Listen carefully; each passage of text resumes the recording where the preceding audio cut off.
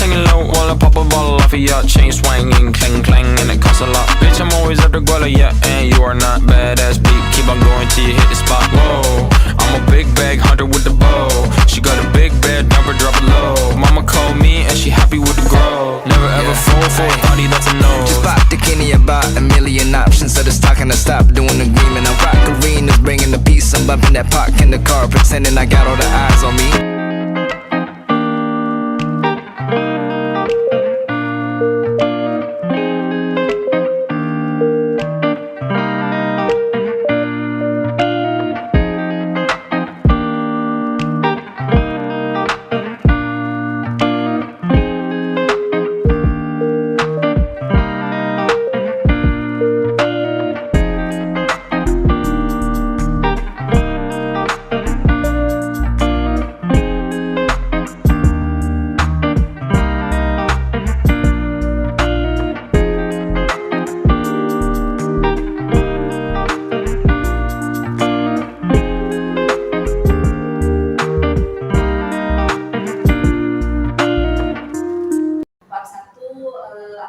Sudah selesai, maka kita akan beli ulangan seperti itu.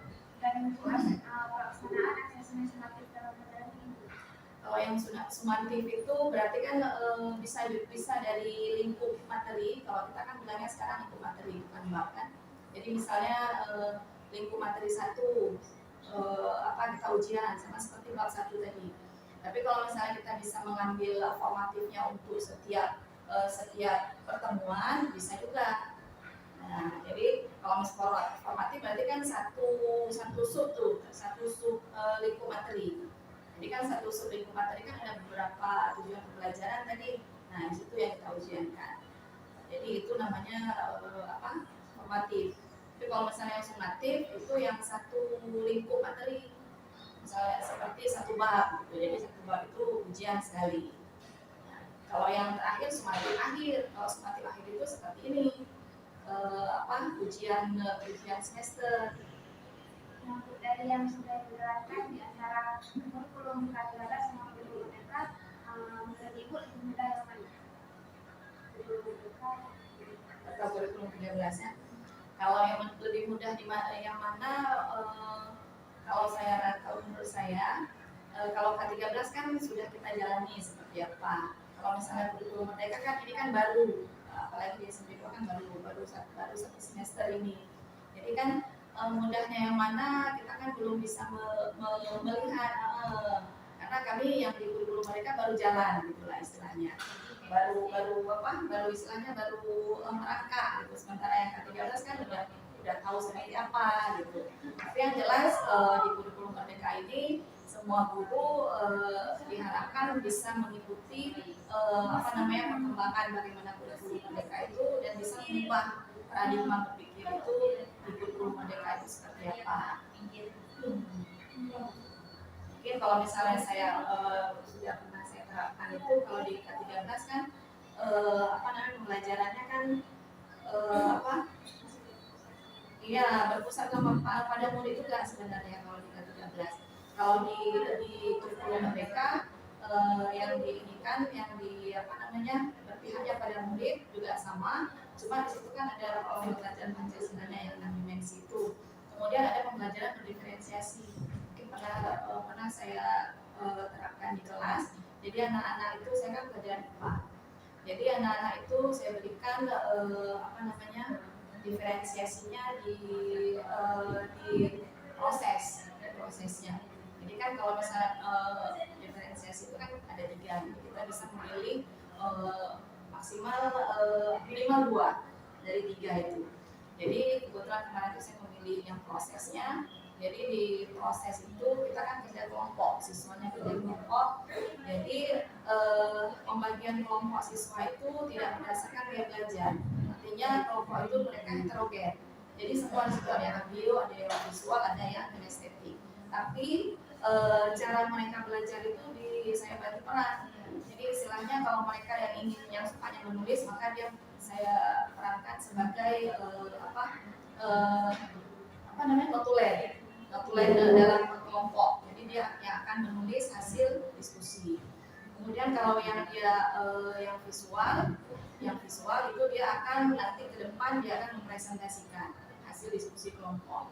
Yang kinestetik itu saya perankan dia yang aktor yang melakukan percobaan. Nah, jadi dari tiga konten itu tiga tahap itu dapat semuanya gitu.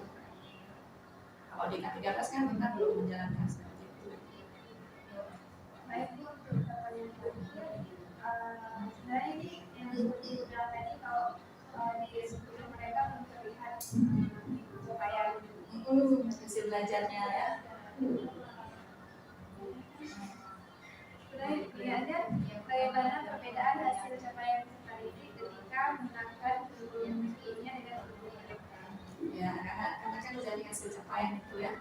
Mungkin kalau misalnya dari hasil capaian di rapor kan kita kan belum nampak karena belum ada data rekap hasil nilainya kan.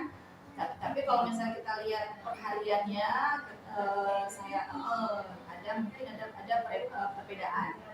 Jadi mungkin kalau misalnya di Luka 13 anak-anak biasanya beraktif gitu ya, walaupun kurikulumnya bagus. Nah, mungkin pembelajarannya di dalam kelas yang kurang menyenangkan bagi mereka. Artinya tidak mencakup kebutuhan anak itu seperti apa. Kalau misalnya di kurikulum merdeka, kita lihat situasi anak kalau misalnya dia sudah mulai bosan, nah kita mulai dengan SPI.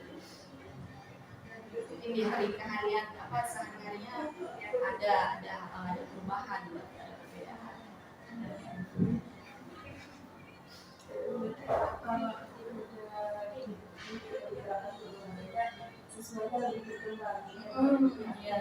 Ya diharapkan memang seperti itu kan. Jadi kan anak-anak belajar itu tidak membosankan. Jadi sekolah itu seperti rumah mereka sendiri. Mereka datang ke sekolah dengan perasaan gembira. Malah ada kalau misalnya anak-anak datang ke sekolah itu di awal pembelajaran kita tanya dulu bagaimana keadaannya hari ini, apa yang kamu rasakan dari berangkat dari rumah sampai ke sekolah, apa yang kamu rasakan. Kemarin itu saya rencananya membuat di kelas itu setiap mereka masuk itu ada emoticon perasaan senang, perasaan marah, kecewa gitu. Jadi nanti anak-anak tinggal memilih apa perasaan dia pada hari itu. Jadi kan membuat pembelajaran menjadi lebih seru ya, tidak membosankan.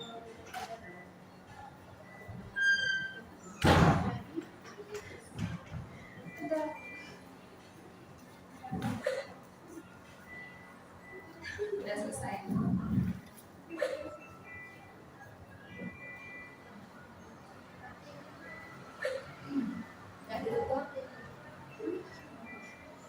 Baik Ibu, terima kasih sebelumnya kami ucapkan. Mungkin itu saja pertanyaan yang kami siapkan. Terima kasih. Terima kasih.